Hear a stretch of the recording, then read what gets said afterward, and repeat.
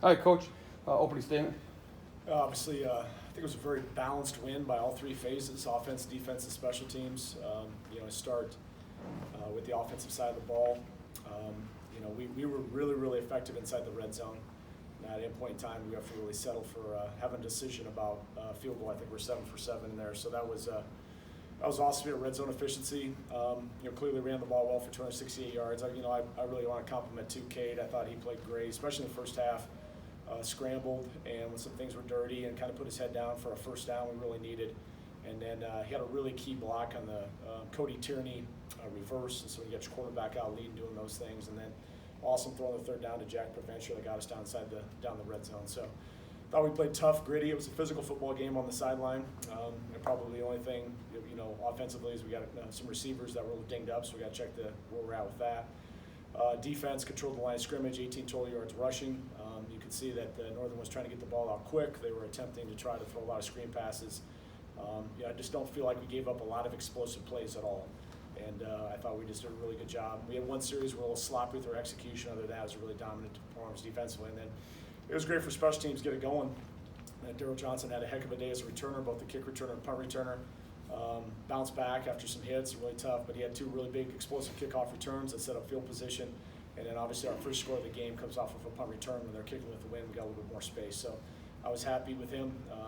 He had an opportunity with Jacob Miller being out, and I thought he did a great job for the kick return. It was finally good to get him punt return touchdown this year. We've been looking for that and trying to get that going. So, besides, maybe the one turnover, I look at the statistics, we are the stuff that we really value.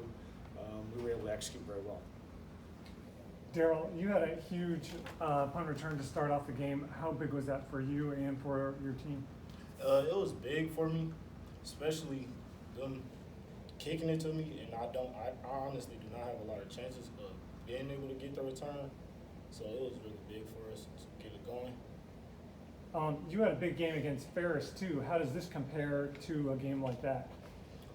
Actually, I did have a big game, but I was able to, keep it going to the next week. Had hard practice, and we really went hard this week on special team. So I was able to prove today that we was able to get it done. One more question for you. You had, I think it was either on a punt return or a kickoff return. The next time they got you the ball, it looked like you were going to get another run. Do you think you had that hole to score again? Oh yeah, I was able to get the hole, even though the kick was kind of back deep. I honestly seen the hole, and I was able to hit it and get it through. Kate, talk about the offense. Able to do great job running the ball, but balanced offense again today. Yeah, like I say every time, it's just great to have when you're that good up front, and you can throw the ball, you can run the ball, and you got explosive backs like we were explosive today, and it was really good to see. Like obviously we honed down our run game, man. Like they're doing an incredible job up front, and our backs making people miss. Like Coach Mitch said, I got a couple scrambles just with the schemes that they're running, things of the nature, how the game was going, and then some receivers and some backs made some good plays in the air when it was needed. So, and best thing about it was our offense didn't have any drop off once we started subbing some guys out. Like Cal, threw the heck out of the ball. Jordan Johnson made a great play. So it was just really good to see good production the entire day. You held Northern Michigan to 140-something yards on total offense. How big was that for you guys as a defense?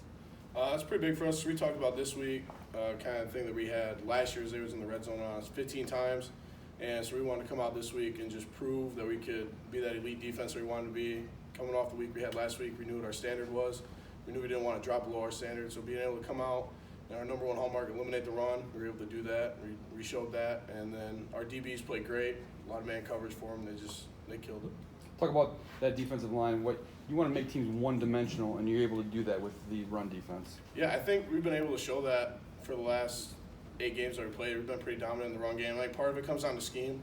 We got a great scheme. We got a lot of guys that have been doing it for a long time. A lot of 4th, 5th year guys that have been here for a while, and then we trust each other. We know if we take care of what we're going to do up front, the linebackers will take care of us, and linebackers will help us out. So it just comes down to trusting one another. Talk about that pride in the defense, not wanting to give up a score, even though when those second unit guys get in there. I think this comes down to knowing, like Kate said, no drop off. We know we have a lot of depth on our defense, a lot of depth on our team, and being able for those guys to get out there and prove, like, yeah, there's a reason we're here. There's a reason we're at Grand Valley. To show that there's no drop-offs is just good for the whole program. Kate, what was it like seeing your brother catch a touchdown? Very happy for him. Great play by Avery on the scramble drill.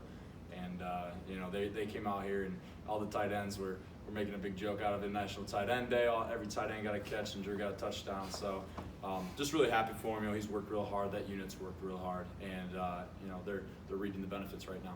Mitch, talk about the preparation this week, having no drop-off. Big win over Ferris last week. You take over the #1 ranking in the country.